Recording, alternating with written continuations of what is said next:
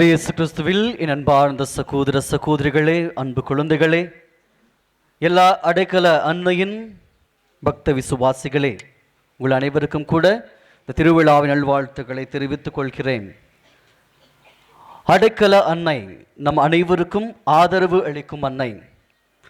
யாரெல்லாம் பாவம் செய்து ஆண்டர் விட்டு விலகி செல்கிறார்களோ அவர் அனைவரையும் கூட அணைக்கும் அன்னை அடைக்கல அன்னை. அதனால நம்ம அனைவரும் கூட ஆண்டவர் விட்டு விலகக்கூடாது, ஆண்டவர் விட்டு தூர செல்லக்கூடாது என்பதற்காக இந்த அன்னை நமக்காக எல்லா நேரங்களிலும் பரிந்து பேசுகிறார். இந்த அன்னையை நினைக்க கொள்ள ஒரு அருமையான ஒரு பாட்டு, ஒரு அழகான ஒரு பாட்டு என் நினைவுக்கு வருகிறது.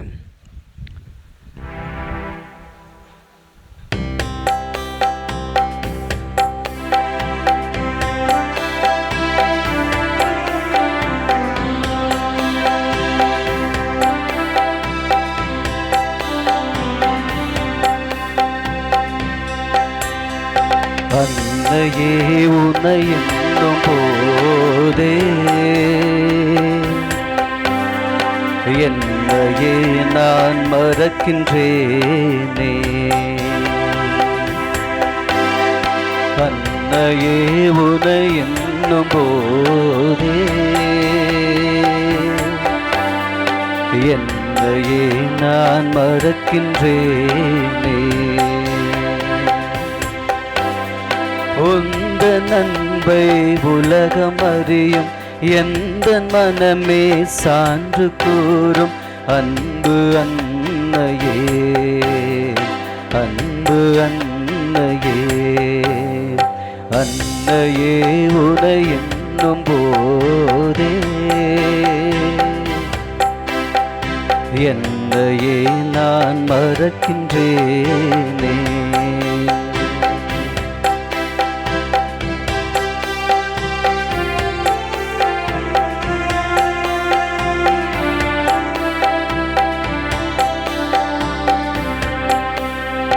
வாழ்விழந்த பிள்ளையாவும் உந்தன் பிள்ளைகளே, உந்த நன்பை பாடும் போது இல்லை எல்லைகளே. இறைவனே உன் சேவை கண்டு இறையரசி என்று சூட்டி எம்மை காக்க வைத்தார், கருணை பொழிய வைத்தார். அன்னையே உனை என்னும் போதே என்னையே நான் மறக்கின்றேன். பிரியமானவர்களே, இந்த அன்னையை நாம் எண்ணும் பொழுது நம் வாழ்க்கை இழந்தாலும் கூட, நம்மை நாம் துறந்தாலும் கூட இந்த அன்னை இடைவிடாமல் நமக்காக மன்றாடுகிறாள். இந்த அடைக்கல அன்னை நம் அனைவருக்கும் கூட ஒரு ஆதரவு அளிக்கும் அன்னையாகவும் நமக்காக பரிந்து பேசும் அன்னையாகவும் இருக்கிறார். இந்த அன்னைக்கு ஆங்கிலத்தில் அவர் லேடி ஆஃப் ரெஃப்யூஜ் என்று அழைக்கிறார்கள். அவர் லேடி ஆஃப் ரெஃப்யூஜ். ரெஃப்யூஜ் என்றால் தமிழில் அடைக்கலம் என்பது பொருள். யாரெல்லாம் அடைக்கலம் தேவை, யாருக்கெல்லாம் அடைக்கலம் தேவை என்று பார்த்தால், அனாதைகள், யாரும் குடும்பத்தில் அவரை சேர்த்து கொள்ளாமல் குடும்பத்திலிருந்து தள்ளப்பட்டவர்கள், அதே போல முக்கியமாக நாம் இந்த 2011, 13, 19 இந்த ஆண்டுகளிலே இந்த சிரியா என்ற நாடை நாம் அனைவரும் கேள்விப்பட்டிருப்போம், இந்த நியூஸ் பேப்பர்லாம் படிச்சிருப்போம். அங்கே அந்த நாட்டில் ஒரு விதமான கலவரம் ஏற்படுகிறது, அரசியல் ரீதியான ஒரு கலவரம். அந்த கலவரத்தில் அநேக மக்கள் கொல்லப்படுகிறார்கள், அநேக மக்கள் தன் உறவுகளை இழந்து விடுகிறார்கள், அநேக மக்கள் குழந்தைகள் பெற்றோர்களை இழந்து விடுகிறார்கள். அந்த அரசாங்கம் ஒரு வன்மையான கடுமையான ஒரு யோசனையை யோசித்து அநேக மக்களுக்கு ஒரு துன்பத்தை கொடுக்கிறது. யாரெல்லாம் அரசாங்கத்திற்கு எதிராக பேசுகிறார்களோ அவர்களை அடக்குமுறையில் ஆள்கிறார்கள், பேசினால் சுட்டுக் கொள்கிறார்கள். இப்படிப்பட்ட சூழ்நிலையில் மக்கள் அங்கு வாழ முடியவில்லை. இதனால் மக்கள் என்ன செய்கிறார்கள், இந்த நாட்டை விட்டு நாம் வெளியே செல்ல வேண்டும், இந்த நாட்டில் இருந்தால் நம் உயிருக்கு பாதுகாப்பு இல்லை என்று அண்டை நாடுகளான டர்க்கி, ஈராக், லெபனான், மற்றும் இஸ்ரேல் இந்த நாடுகளுக்கு தப்பி ஓட அவர்கள் நினைக்கிறார்கள். தப்பி ஓடுவதும் கூட அவள் எளிதான காரியம் அல்ல. ஏனென்றால் அந்த நாட்டின் எல்லைகளில் இராணுவ வீரர்கள் துப்பாக்கியை ஏந்தி அவர்கள் காவலுக்கு இருந்தார்கள். யாரெல்லாம் நாட்டை கடக்கிறார்களோ அவர்களை சுட்டு கொன்றார்கள். இது மக்களுக்கு மிக சவாலாக இருந்தது.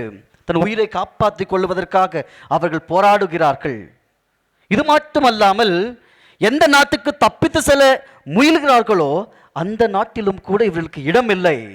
யாரும் வாருங்கள், என் நாட்டில் தங்குங்கள் என்று சொல்வதற்கு அழைப்பதற்கு யாரும் கூட அங்கு இல்லை. இந்த கஷ்டமான நேரங்களிலே மக்கள் அவதிப்படுகிறார்கள். நான் ஒரு நியூஸ் பேப்பரில் ஒரு சின்ன ஃபோட்டோ பார்த்தேன். ஒரு சின்ன குழந்தை, ஒரு 3 மாத குழந்தை அப்படி கடலோர பகுதியில் மிதந்து கொண்டு இருக்கிறது. ஏன்னா அவங்க தப்பிச்சு வந்திருக்கிறாங்க. இந்த இராணுவத்திலிருந்து அந்த குழந்தைங்களை அவங்க எல்லாத்தையும் சுட்டுருக்குறாங்க. சுட்டு அந்த எல்லாம் செத்துட்டாங்க. அந்த குழந்தை மிதந்து கொண்டு அந்த கரையோரமாக ஒதுங்கி இருக்கிறது. காரணம், சொந்த நாட்டிலும் அவர்களுக்கு இடமில்லை. வாழ வேண்டும் என்று போகின்ற நாட்களுக்கு கூட நாட்டில் கூட அவர்களுக்கு ஆதரவு இல்லை. இப்படிப்பட்ட அனைவருக்கும் கூட நம் அன்னை அடைக்கலம் தருகிறார். நாட்களுக்கு செல்லும் பொழுது வா என்று ஆதரித்து கொள்வதற்காக யாரும் இல்லை. ஆனால் பொருளாதார ரீதியாக நம் அன்னை அனைவருக்கும் கூட அடைக்கலம் கொடுக்கும் அன்னையாக மாறுபடுகிறார். பிரியமானவர்கள், இதை குறித்து போப் பிரான்சிஸ் நமது போப் அவர்கள் இவ்வாறாக எழுதுகிறார்கள். பிரியமானவர்களே, இந்த அகதிகள் எல்லாம் பார்க்கும் பொழுது யாரெல்லாம் வீட்டையும் நாட்டையும் சொந்த மண்ணையும் விட்டு உறவுகளை விட்டு தவித்து கொண்டு இருக்கிறார்களோ அவர்களை பார்க்கும் பொழுது எனக்கு அந்த தொடக்கத்திலிருந்து இஸ்ரேல் மக்கள் எப்படி எகிப்து நாட்டிலே கஷ்டப்பட்டார்களோ துன்பப்பட்டார்களோ அதுதான் எனக்கு நினைவுக்கு வருகின்றது. இந்த மக்களும் கூட அதே இஸ்ரேல் மக்களைப் போல அகதிப்படுகிறார்கள். அதனால நாட்டில் உள்ள தலைவர்கள் தயவு செய்து உங்கள் நாட்டில் இவர்களை ஏற்றுக்கொள்ளுங்கள் என்று கடிதத்தை எழுதுகிறார். ஆனாலும் கூட அநேக அரசு அவர்களை ஏற்றுக்கொள்ள மறுதளிக்கிறது. காரணம், அங்கிருந்து ஏதாவது தொந்தரவு வந்துவிடுமோ என்று எண்ணி யாரும் கூட அவர்களை ஏற்றுக்கொள்ள இயலவில்லை. அதனால இந்த ஆண்டு ஒரு 12 குடும்பங்களை நமது பாப்பரசர் வேட்டிக்கன் ரோமுக்கு அழைத்து சென்று அவர்களுக்கு ஆதரவு தந்துள்ளார். இது ஒரு உதாரணமாக இருக்கட்டும். உலகத்தில் வாழும் ஒவ்வொரு மக்களும் கூட மற்ற மக்களுக்கு ஆதரவும் அடைக்கலம் தர வேண்டும் என்று விரும்புகிறார். பிரியமானவர்களே, நான் சொன்னேன், பழைய ஏற்பாட்டில் கூட இஸ்ரேல் மக்கள் அடைக்கலம் இல்லாமல் அநாதிகள் போல திரிந்தார்கள். இவர்கள் திரிவதற்கு காரணம் என்ன என்று பார்த்தால், முக்கியமாக அவர்கள் செய்த பாவம். அவர்கள் பாவத்தினால் வீழ்ந்தார்கள், பாவத்தினால் வெறுமையானார்கள், பாவத்தினால் அகதிகளானார்கள், அவர்கள் பாவத்தினால் யாரும் இல்லாத அநாதிகளானார்கள். அவர்கள் கடவுளிடம் செய்த பாவத்திற்காக அவர்கள் மற்றவருடைய நாட்டில் எந்த ஒரு உரிமை இல்லாமல் ஒரு மகிழ்ச்சி இல்லாமல் அவர்கள் வாழ்ந்தார்கள். ஆனாலும் கூட கடவுள் அவர் மீது பரிவு கொண்டார். கடவுள் அவர்கள் மீது இரக்கம் கொண்டார். கடவுள் அவர்களை அவ்வாறாகவே விட்டுவிடவில்லை. மாறாக தனது ரட்சிப்பு காரியத்தை அவர்கள் மூலமாக தொடங்கினார், மோயிசின் மூலமாக தொடங்கினார். ஆனாலும் அந்த பழைய ஏற்பாட்டிலே நாம் பார்க்கும் பொழுது ஆண்டவர் அவர்களுக்கு பரிவு காட்டினாலும் அன்பு காட்டினாலும் திரும்ப திரும்ப அவர்கள் பாவம் செய்கிறார்கள். பாவம் அவர்களை வெறுமையாக்கியது. பிரியமானவர்களே, நாமும் கூட நம் வாழ்க்கையிலே பாவம் செய்தால் என்ன நிகழும், என்ன ஆகும்? முதலாவதாக, பாவம் செய்தால் நாம் கடவுளிடமிருந்து தூர செல்கிறோம். இதை ஆங்கிலத்தில் ஏலியனேஷன் என்று சொல்லுவார்கள். இந்த நிலத்தில் வாங்கக்குள்ள உங்க பெயரிலிருந்து மற்றொரு பேருக்கு நீங்க பெயர் மாத்திரம் என்ன பண்ணணும்? ஏலியனேஷன் பண்ணணும். அதுபோல கடவுள் விட்டு அந்த சொத்து உங்களுக்கு வராது, அந்த சொத்து உங்ககிட்ட இருக்காது. அதனால அந்த பாவம் செய்யும் பொழுது மக்கள் கடவுளிடமிருந்து தூர செல்கிறார்கள். கடவுளுடைய அன்பையும் கடவுளுடைய ஆதரவையும் கடவுளுடைய நேசத்தையும் அவர்கள் விரும்பாமல் தூர செல்கிறார்கள். ஆனால் கடவுள் பாவங்களை வெறுக்கிறார், பாவிகளை ஒருபோதும் வெறுப்பதில்லை. நாம் செய்த பாவ செயல்கள் ஆண்டவருக்கு தேவையில்லை, ஆனால் நாம் முக்கியமாக தேவை. ஏனென்றால் கடவுள் நம் ஒவ்வொருவரையும் அவருடைய சாயலில் படைத்துள்ளார். அதனால கடவுள் நம்மை ஒருபோதும் வெறுப்பதில்லை. நமது பாவ செயல்கள் மட்டுமே நம்மை கடவுளிடமிருந்து தூர செல்லும்படி நம்மை மாற்றுகின்றது. இரண்டாவதாக, இந்த பாவத்தின் விளைவு என்ன என்றால், நம்முடைய சக மனிதர்களுடைய உறவோடு நாம் ஒன்றித்திருக்க முடியாது. பாவம் செய்யும் பொழுது நாம் மற்ற மனிதருக்கு எதிராக நாம் பாவம் செய்கிறோம். ஒரு பொய் சாட்சி சொல்லணும் என்றால் மற்ற மனிதருக்கு, திருடணுமா இருந்தால் வேற மனிதர் பொருள் தான் திருடணும். அப்படி பாவத்தை செய்யும் பொழுது மற்ற மனிதர்களோடு அந்த உறவு நமக்கு துண்டிக்கப்படுகிறது. நம்முடைய அநேக பிரச்சனைகள் வருகின்றது. பிரியமானவர்களே, இந்த பாவம் நம்மை ஒன்றித்துக்கு வாழ விடாது, உறவுகளோடு அன்பாய் இருக்க விடாது. ஏனென்றால் இந்த பாவம் எப்பொழுதுமே பிரிவை விரும்பும், ஒன்றிப்பை விரும்பாது. அதனால் அந்த பாவத்தினால் நம் உறவுகள், குடும்பங்கள் பிரிக்கப்படுகின்றது. மூன்றாவதாக, நம்மை நாமே இழந்து விடுகிறோம். பாவத்தினால நம்மை நாமே இழந்து விடுகிறோம். பிரியமானவர்களே, இன்றைய நகரப்புறங்களில் அநேக மருத்துவமனைகள் எதற்காக தொடங்கப்பட்டுள்ளது என்றால், கவுன்சிலிங் சென்று நம்முடைய துன்பம், துயரம் அனைத்தையும் கூட ஒரு மற்றவரோடு பகிர்ந்து கொள்ள விரும்புகிறோம். அவங்க நம்முடைய பிரச்சனைகள் எல்லாமே என்ன சொல்றாங்க, தீர்ப்பு கொடுக்கணும்னு சொல்றாங்க. மக்கள் டிப்ரெஷன், மன அழுத்தம், மனசோர்வு அடைகிறார்கள்.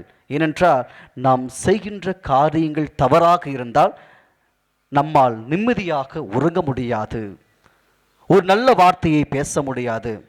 அருமையான பழமொழி சொல்லுவாங்க, குற்றம் செஞ்சு நெஞ்சுதான் குறுகுறுன்னு குத்தும் அப்படின்னு. குற்றம் செய்கிற ஒவ்வொரு நெஞ்சுனா சொல்லும் குறுகுறுன்னு தான் குத்தும். ராத்திரியில் தூக்கம் வராது. ஐயோ இவளுக்கு எதிராக பாவம் செஞ்சுட்டனே, ஐயோ இவங்களுக்கு எதிராக பாவம் செஞ்சுட்டனே, பொய் சொல்லிச்சுட்டனே அப்படின்னு என்ன சொல்றோம், மனசு நோவும், மனசு வேகும். நீ இவங்களை ஏமாத்திட்டனே, இவங்க மேல பழி சொல்லிட்டனே அப்படின்னு அநேக பாவங்கள் செய்யும் பொழுது நம் மனது நிம்மதியா இருக்காது. ஒரு பொய் சாட்சி சொன்னதுமே உங்களுக்கு எப்படி உதடு நடுங்கும், அது உதடு காயும், நெஞ்சு ஒரு பக்கம் கொதிக்கும். ஏன்னா ஒரு கெட்டதான செயல், கெட்டதான ஒரு அந்த வார்த்தை நம்மளை நிம்மதியாக இருக்க விடாது. நம் வாழ்க்கையில அநேக பேர் இதை அனுபவித்திருப்போம். நம் வாழ்க்கையில இந்த ஒரு குற்றம், இந்த பாவம் நம்மை நாமே வெறுமைப்படுத்தப்படும். அப்ப என்ன பண்றோம், நாமும் கூட ஒரு அகதிகளாக மாறுபடுகிறோம். ஐயோ நமக்கு யாருமே இல்லையே, என்னுடைய அந்த அவல நிலையை கேட்பதற்கு யாரும் இல்லையே. அப்போ நாம என்ன செய்யறோம், கஷ்டப்படுறோம், துன்பப்படுறோம். நம்மளுக்கு யாராவது பேசுறது கிடைச்சா போதுமே, என் துயரத்தில் நான் கொட்டி தீர்த்துருவேனே அப்படின்னு சொல்லக்கொள்ளலாம். நம்ம அன்னை நமக்கு பாதுகாவலாக வருகிறார். நம்ம அன்னை நம் அனைத்து குறைகளையும் கேட்கும் அன்னையாக, நம்ம துன்பங்களையும் துயரங்களையும் கேட்கும் அன்னையாக, நம்ம அனைவருக்கும் கூட எத்தனையோ பாவம் செய்தாலும் கூட நம்ம அரவணைக்கும் அன்னையாக, நமக்கு அடைக்கலம் தரும் அன்னையாக நம் அன்னை வருகிறார். அன்னையிடம் ஓடி வரும் பொழுது கண்டிப்பாக அன்னை நம்மை தள்ளிவிடுவதில்லை. என் மகனுக்கு எதிராக நீ குற்றம் செய்துள்ளாய் என்று நம்மை உதிரை தள்ளுவதில்லை. மாறாக, என் மகளே, என் மகனே, வா, நான் உனக்காக, உன் தவறுகளுக்காக, பாவங்களுக்காக நான் பரிந்து பேசுவேன் என்று இந்த அடைக்கல அன்னை, புனிதமிக்க அன்னை அனைவரையும் கூட அழைத்து அரவணைத்து அடைக்கலம் தருகிறார். இப்படிப்பட்ட அன்னையை பெற்றுள்ள அனைவரும் கூட பாக்கியவான்கள். இந்த அன்னை ஆண்டவராக இயேசு கிறிஸ்துவுக்கு மட்டும் அன்னை அல்ல, மாறாக அந்த ஆண்டவராக இயேசு கிறிஸ்து நமக்கு கொடையாக அந்த அன்னையை அளித்துள்ளார். காரணம், நாம் எதையெல்லாம் யோசிக்கிறோமோ, எதையெல்லாம் சிந்திக்கிறோமோ, எதையெல்லாம் வேண்டுகிறோமோ அதை அனைத்தையும் கூட இந்த அன்னையின் மூலமாக நம் ஆண்டவராக இயேசு கிறிஸ்துவிடம் எடுத்து செல்ல இயலும். அதனால இந்த அநேக திருச்சபையின் வல்லுநர்கள் இவ்வாறாக அன்னையை பாராட்டுகிறார்கள். எப்படி என்றால், இந்த உலகத்திற்கு பாவம் ஒரு பெண்ணால் வந்தது, இந்த உலகத்திற்கு பாவம் ஒரு பெண்ணால் வந்தது. அதே பாவம் முழுமையாக கழுவப்பட்டது மற்றொரு பெண்ணால் என்று இரேனியஸ் என்ற புனிதர் சொல்கிறார். அதே போல இந்த உலகம் தூய்மை அடைய அந்த ஆண்டவராக இயேசு கிறிஸ்துவை கொடுத்த நம் அன்னை பேறு பெற்றவள். பிரியமானவர்களே, இப்படி வாழும் பொழுது நாம் அன்னைக்கு அநேக விதத்தில் மரியாதையை செலுத்துகிறோம். அன்னையின் மீது அன்பு வெளிப்படுத்துவதற்காக அழகான சீரைகளை வாங்கி அதை உடுத்தி அந்த அழகு பார்க்கிறோம். அன்னையின் தலைக்கு கிரீடத்தை வைக்கிறோம். அன்னைக்கு அழகான ஜெபமாலையை கொடுக்கிறோம். அதே போல இந்த நவநாட்களை எடுக்கிறோம். அங்கே இருக்கக்கூடிய அந்த அன்னையின் ஸ்தலங்களை இடங்களை நாம் என்ன செய்கிறோம்? சுத்தம் செய்கிறோம். அந்த அன்னைக்கு அப்படியே அரவணைத்து கட்டி பிடித்து எத்தனையோ பெண்கள் அந்த பாதத்தில் முத்தமிடுகிறார்கள். இதெல்லாம் பார்க்கும்பொழுது சிலர் சொல்லுவாங்க, எதுக்கு இந்த கோயில் இப்படி பண்ணுறாங்கப்பா, கட்டி பிடிச்சிக்கிறாங்க, முத்தம் கொடுத்துட்டுக்கிறாங்க, தொட்டு தொட்டு கும்பிடுறாங்க அப்படின்னு சொல்லாங்க இல்லையா? நீ கேட்டிருப்பீங்க. இதெல்லாம் கேட்டு நீங்கள் அனைவரும் கூட மனம் குளிய வேண்டாம். Don't worry. ஏனென்றால் ஒரு திருமணத்துக்கு செல்லும் பொழுது என்ன செய்கிறோம்? போக்கில் வெறுங்கை வீசிட்டு போகிறோமா? போக்கில் ஒரு கிஃப்ட் பேப்பர் தூக்கிட்டு போகிறோம், கவரில் தூக்கிட்டு போகிறோம். அதே போல் ஒரு அண்டாவோ குண்டாவோ தூக்கிட்டு போய் வீட்டில் உங்கள் பேர் எழுதி என்ன பண்ணுறீங்க? இது நான் கொடுத்தது அப்படின்னு சொல்லிட்டு வரீங்க. இந்த அன்னை செய்த ஒரு மாபெரும் காரியத்திற்காக அந்த அன்னைக்கு நாம் மரியாதை செலுத்த வண்ணமாக we are going to give gift. இந்த பூக்களையும் சீரையும் அந்த துணிமணி அனைத்தையும் கொடுக்கும் பொழுது, அவர் பேரினால் சாப்பாடு போடும் பொழுது அந்த அன்னைக்கு நாம் நன்றி செலுத்தி அவள் செய்த ஒரு மாபெரும் காரியத்தை நாம் நினைவு கூறுகிறோம். அதற்காகத்தான் இந்த அன்னைக்கு நாம் இதெல்லாம் அர்ப்பணிக்கிறோம். அந்த அன்னை அந்த ஆண்டவராக இயேசு கிறிஸ்து உலகுக்கு தந்துள்ளார். அந்த அந்த அன்னைக்கு நன்றி செலுத்தும் வண்ணமாகத்தான் இதையெல்லாம் நாம் கொடுக்கிறோம். பிரியமானவர்களே, உங்கள் வீட்டிலிருந்து ஒரு வெளிநாட்டுக்கு போகிறாங்க, பெங்களூருக்கு போகிறாங்க, உங்கள் பிள்ளைங்க படிக்கிறதுக்காக வேலை செய்வதற்காக வந்தவுடன் அம்மா என்ன செய்கிறாங்க? வெளியே வந்து வாசலில் இரு ரெடி ஆகிட்டு வரேன், அப்புறம் வந்து ஒன்று பார்க்கணும்னு சொல்கிறதில்ல. எப்படி இருந்தாலும் சரி, என் மகள் வந்து விட்டாள், என் மகன் வந்து விட்டாள் என்று வாரி அணைத்து அன்னை முத்தமிடுகிறாள். அதே போல அந்த அன்னை செய்த ஒரு மாபெரும் காரியத்திற்காக அன்னையை கட்டி தழுவி நாம் முத்தமிடுகிறோம். முத்தமிடும் பொழுது அந்த அன்னையின் பேரன்பை நாமும் கூட பெற்றுக்கொள்கிறோம். அதனால் ஆண்டவராக இயேசு கிறிஸ்து ஒருபோதும் அதனால் கோபப்பட மாட்டார். என் அன்னையின் மீது இவ்வளவு அன்பு வச்சிருக்கிறாங்களே அப்படின்னு. அந்த அன்னை மீது வைத்த அன்பினால் தான் இன்றைய நற்செய்தி வாசகத்தில் கேட்டும் பொழுது அந்த கானாவூர் திருமணத்தில் அவர் தன்னுடைய முதல் அற்புதத்தை செய்கிறார். அன்னை போறாங்க, திருமணத்தில் திராட்சரசம் தீர்ந்துருச்சு, மகனை ஏதாவது செய் என்று சொல்லும் பொழுது அந்த அன்னையின் அந்த பேச்சுக்கு அந்த சொல்லுக்கு ஆண்டவர் அன்பின் மூலமாக பதிலளித்து தன்னுடைய முதல் அதிசயத்தை அங்கு நிறைவேற்றுகிறார். அதே போல இந்த அன்னையை நாம் கூட வேண்டும் பொழுது அன்னையின் பரிந்துரை ஒவ்வொன்றையும் அன்னை ஆண்டவர் ஆகிய இயேசு கிறிஸ்துவோடு கொண்டு சேர்ப்பார். அது அனைத்திற்கும் கூட ஆண்டவர் பதிலளிப்பார். அதனால்தான் இந்த அன்னையை உலகெங்கும் அநேக கோயில்களும் அநேக ஸ்தலங்களும் இந்த அன்னைக்காக ஏற்படுத்தியுள்ளது. காரணம் அன்னையின் அந்த புகழ்ச்சிக்காக.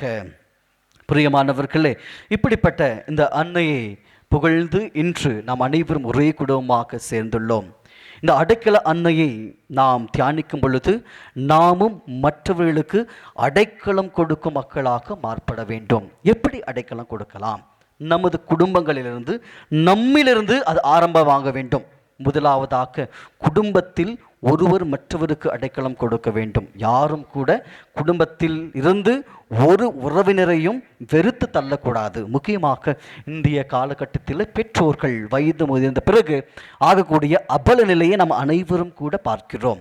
பெற்றோர்கள் வயது முதிர்ந்த பிறகு அவர்கள் குழந்தைகளாக மாறுபடுகிறார்கள். பிரியமானவர்களே, அனைவரும் கூட குழந்தைகளாக இருந்து வளர்ந்தவர்கள். யாரும் கூட பிறக்கும் பொழுதே ஒரு யூத் ஆக வருவதில்லை. எல்லாருமே குழந்தைகளாக பிறந்து நாம் நம்மளை குளிப்பாட்டி அப்பா அம்மா வளர்த்துறாங்க. இந்த வளர்த்தும் அப்பா அம்மாவை வயதான பிறகு ஒரு இந்த ஃபுட்பால் கோர்ட்டில் பந்து உதச்சி விளையாடுறாங்க இல்லையா, காலில் உதச்சி அங்கே தள் இங்கே தள், அந்தவங்க பாஸ் பண்ணு இந்தவங்க பாஸ் பண்ணு அப்படின்னு சொல்லுவாங்க. பெரிய வீட்டுக்கு 1 மாதம் போ, சின்ன வீட்டுக்கு 1 மாதம் போ, பெரிய அக்கா வீட்டுக்கு 3 மாதம் போ என்று அந்த பெற்றோர்களை தள்ளும் பொழுது அவர்களும் கூட ஆதரவு அற்றவர்களாக அனாதிகள் போல அகதிகள் போல மாறுகிறார்கள். அந்த நிலைமை எந்த பெற்றோர்களுக்கும் வரக்கூடாது. ஆண்டவர் கொடுத்த 10 கட்டளைகளில் 4வது கட்டளையே அந்த ஆண்டவருக்கு உரிய 3 கட்டளைகளை தவிர்த்து 4வது கட்டளை வரும்பொழுது உன்னுடைய பெற்றோர்களை நீ நேசி, உன் பெற்றோர்களை உதறிவிடாதே என்று சொல்கிறார்கள். அதனால் நம்முடைய முழு அன்பையும் முழு பாசத்தையும் கடவுள் அடுத்து நமது பெற்றோர்களுக்கு கொடுக்க வேண்டும். நம்ம பெற்றோர்களை ஆதரிக்க வேண்டும். அதனால் பிரியமானவர்களே, உங்களுடைய வாழ்க்கையிலே அவர்கள் மிக முக்கியமான நபர்கள். அதனால் அவர்களை ரெஃப்யூஜ் என்றால் அவர்களுடைய அகதிகளாக தள்ளிவிடக்கூடாது. அவர்கள் ஆதரித்து அன்பு செய்ய வேண்டும். வயதான பிறகுதான் உங்களுடைய அன்பும் பாசமும் நேசமும் மிகுதியாக தேவைப்படும். அதே போல அநேக குழந்தைகள் இன்று அனாதிகளாக அனாதி ஆசிரமத்திலே அவர்கள் தள்ளப்படுகிறார்கள். குழந்தைகளை பெற்றெடுத்த பிறகு அநேக தாய்மார்கள் அநேக சூழ்நிலைகளின் காரணமாக, இந்த சமுதாயத்தின் சூழ்நிலைகள் காரணமாக பெற்றெடுத்த குழந்தையை அவர்கள் எங்கெங்கேயோ விசிறிவிட்டு செல்கிறார்கள். அநேக ஆசிரமங்கள் அவர்களுக்காக திறக்கப்பட்டுள்ளது. உங்களால் முடிந்த உதவியை அப்படிப்பட்ட ஆசிரமங்களுக்கு நீங்கள் கொடுக்க வேண்டும். அனாதி இல்லங்களுக்கு நீங்கள் கொடுக்க வேண்டும். அப்பொழுது நீங்கள் அனைவரும் கூட அந்த அகதிகளாக அனாதிகளாக தள்ளப்பட்ட மக்களுக்காக நீங்கள் உதவி செய்யும் பொழுது, எப்படி ஆண்டவராகி இயேசு கிறிஸ்து இஸ்ரேல் மக்களை ஆண்டவராகி கடவுள் இஸ்ரேல் மக்களை மீட்டெடுத்தாரோ அதே போல நீங்களும் கூட அவர்களுக்கு ஆதரவாக இருக்க முடியும். அப்படிப்பட்ட வாழ்க்கையை வாழும் பொழுது நம் அன்னை நம் அனைவரையும் ஆசீர்வதிப்பார். நம் அன்னை எப்படிப்பட்ட பாவத்தை செய்தாலும் நம்மை அரவணைப்பது போல நீங்களும் கூட உங்களால் முடிந்தவரை மற்ற மக்களை ஆதரியுங்கள். மூன்றாவதாக, வெறும் ஆதரிப்பு என்றால் பொருளாதார உதவியை கொடுத்து மட்டும் ஆதரிப்பது அல்ல. மாறாக துன்பத்தில் துயரத்தில் அவர்கள் வாழும் பொழுது பக்கத்து வீட்டிலேயே இருக்கலாம், பக்கத்து வீட்டிலேயே துக்கத்தோட மன அமைதி இல்லாத வாழ்ந்துட்டு இருக்கலாம். அப்ப நல்ல 4 வார்த்தை, உங்களோடு நான் இருக்கிறேன், பயப்பட வேண்டாம் என்று அந்த உறுதி கொடுக்கின்ற அந்த வார்த்தையை சொல்லும் மக்களாக மாறப்பட வேண்டும். ஹீல் த்ரூ வேர்ட்ஸ் அப்படின்றாங்க. உங்கள் வார்த்தையின் மூலம் நீங்கள் ஒருவரை குணமாக்கலாம் என்று. அதே போல நீங்கள் அன்பான வார்த்தையை பேசும் பொழுது, ஒரு அழகான ஒரு சமாதானமான ஒரு வார்த்தையை பேசும் பொழுது கண்டிப்பாக அவர்களும் கூட மனதிடன் கொள்வார்கள். அதன் மூலமாக நீங்கள் மற்ற மக்களுக்கு ஆதரவாகவும் அடைக்கலமாகவும் இருக்கலாம். அதனால் பிரியமானவர்களே, இந்த அன்னையை நம் வாழ்க்கையில் உதாரணமாக எடுத்துக்கொண்டு அநேக மக்கள் வாழ்விலிருந்து தவிக்கும் பொழுது அந்த மக்கள் அனைவரையும் நேசியுங்கள், அன்பு செய்யுங்கள்.